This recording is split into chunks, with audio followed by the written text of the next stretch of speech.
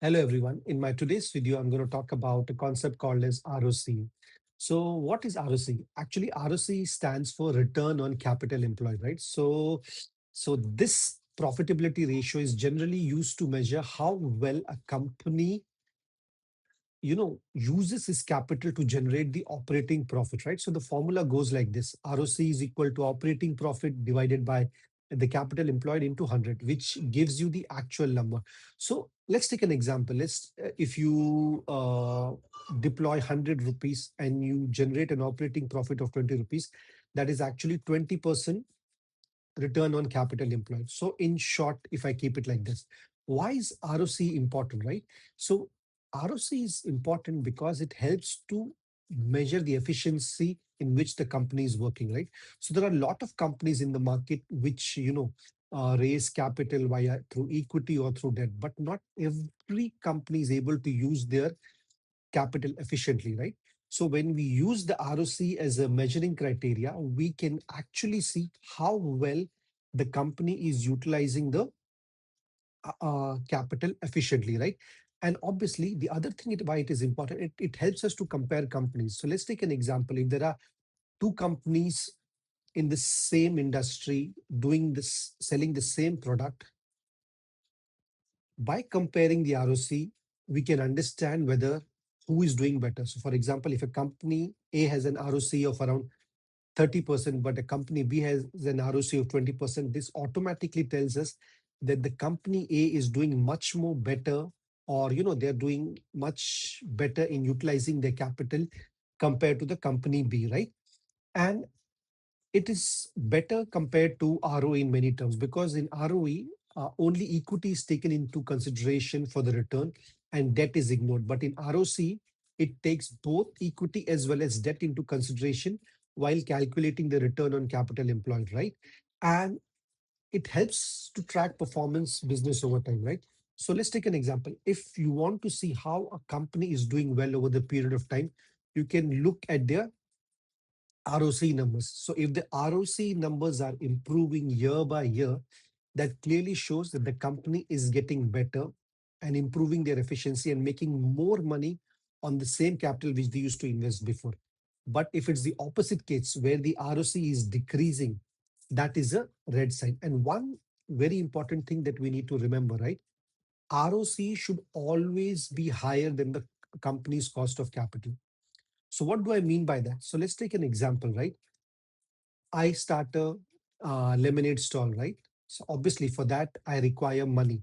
I can raise money by bringing equity myself, or I can either go to a bank and take a loan or slash debt to start the business, right? So let's take an example. I need 100 rupees to start the business, right? So I bring 50 rupees from my side, which is my equity, and I go and borrow 50 rupees from the bank at the rate of 12% interest, right?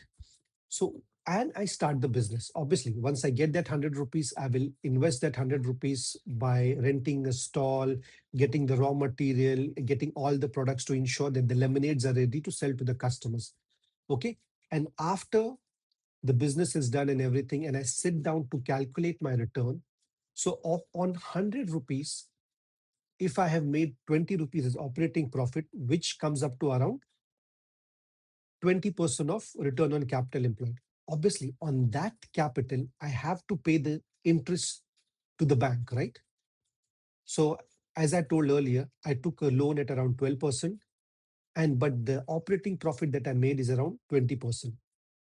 So, obviously, if I pay the bank the 12%, I still have money left for me as a profit, right? But let's take an example.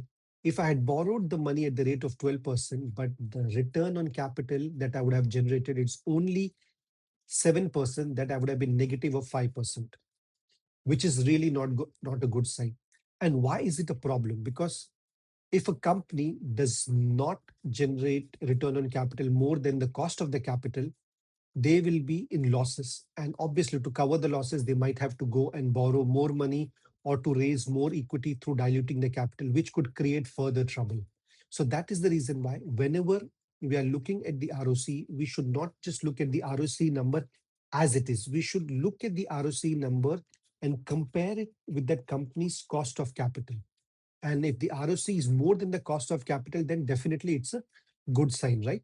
And we need to understand that when we are comparing ROC between companies, we should be very uh, careful that we should not compare companies between two different industries, because every industry has different ROC.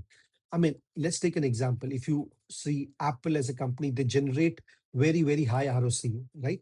But if you take Tata Steel as an example, which is a very capital intensive business, they generate comparatively very low ROC. We cannot compare Apple and Tata Steel and say that, oh, Apple is the best company. No, Apple needs to be compared in its own industry, and Tata Steel needs to be compared in its own industry. That's how we can understand which company is the best. If I compare Tata Steel with the other steel industries and find out that Tata Steel has a better ROC, then I know they are doing the best. But if I find another company which is doing generating more ROC, I know that in steel industry that company is doing much more better than the uh, Tata Steel. So, in quick summary, ROC tells us how efficiently a management is, using the capital which it has employed, which is via through equity or to debt. And if a company has a higher and a stable ROC, it's a very, very good sign, right? Because one should not take the ROC which happens once in a while. Whenever we are looking at the ROC, we should look at the ROC over a period of time and to see how the ROC is progressing. Is it progressing in a positive manner or staying stable? Or is it progressing in a negative manner, which tells us that we need to stay away from the company? And always remember, whenever we compare ROC, we should always compare the ROC with past ROC, with what is the industry average and the cost of capital that the company is. The reason why it is very important, let's take an example. You might see a company which is doing ROC of 25% today. You might think, oh, it's quite good, right? But if that same company was doing an ROC of 30% last year, it's not a good sign. So we just cannot compare the numbers at on its own. We need to compare with the past.